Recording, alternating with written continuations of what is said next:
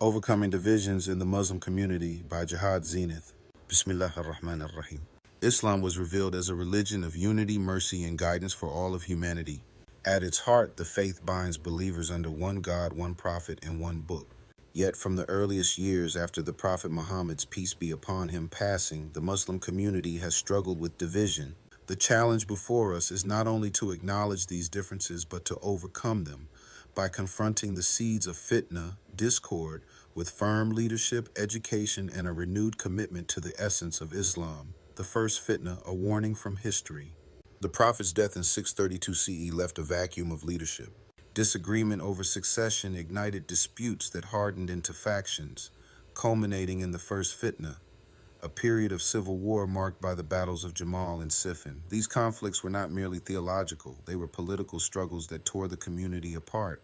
When Ali, the fourth caliph, was assassinated in 661 CE, the fracture between Sunni and Shia became permanent. This history teaches us a hard truth. Once fitna takes root, it can splinter generations. The only defense is leadership that confronts discord swiftly and decisively before division becomes entrenched. Modern expressions of division. Today, division in the Ummah wears new clothes. Mosques are often divided along ethnic lines. Arab, South Asian, African American, Somali, and Turkish Muslims may worship separately. Sectarianism adds further fractures, with Sunnis and Shias, and even subgroups within each, building separate institutions.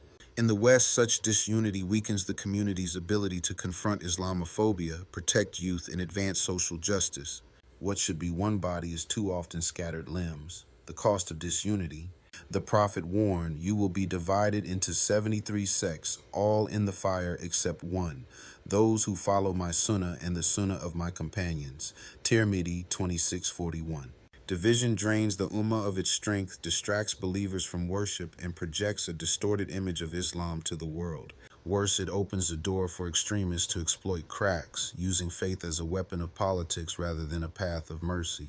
When leaders fail to address the sparks of fitna, they allow fires that consume generations. The shared foundation.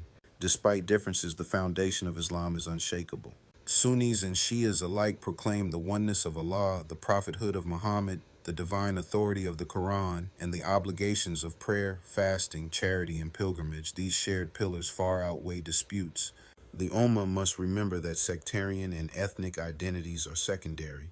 What truly matters is surrender to Allah and service to humanity. Lessons from history. History also offers hope. In Al-Andalus, Muslims, Christians, and Jews thrived under Islamic rule. The Ottoman Empire, though Sunni, accommodated Shias and diverse minorities. Modern nations like Malaysia and Indonesia show that cooperation across sects and ethnicities can flourish when guided by strong leadership, shared education, and common purpose. These examples remind us that disunity is not inevitable. It can be overcome. A call to leaders and communities. Overcoming divisions requires courage and clarity. 1. Firm leadership against fitna. Imams and scholars must publicly address and extinguish any hint of discord before it spreads, following the Prophet's example of quick intervention. 2. Education that bridges, not separates. Mosques and schools must teach respect for diversity within Islam and highlight shared foundations. 3. Collective service. Muslims must unite in charity, youth programs, and social justice, building bonds through action rather than debate. 4. Spiritual refocus, placing the pleasure of Allah above politics, pride, or rivalry. Conclusion. The First Fitna shows how easily disunity can fracture the Ummah when leadership fails to act decisively. Our history warns us that once discord spreads, it becomes a lasting scar. To overcome divisions in the Muslim community today, we must learn from that lesson. Leaders must address fitna firmly. Believers must emphasize shared faith over differences, and the Ummah must place Allah's pleasure above all else. The strength of Islam has always come when religion leads and politics follows. Its weakness has always begun when politics overshadows faith. The path forward is unity in worship, justice, and service, a community overcoming division by clinging to what unites us all.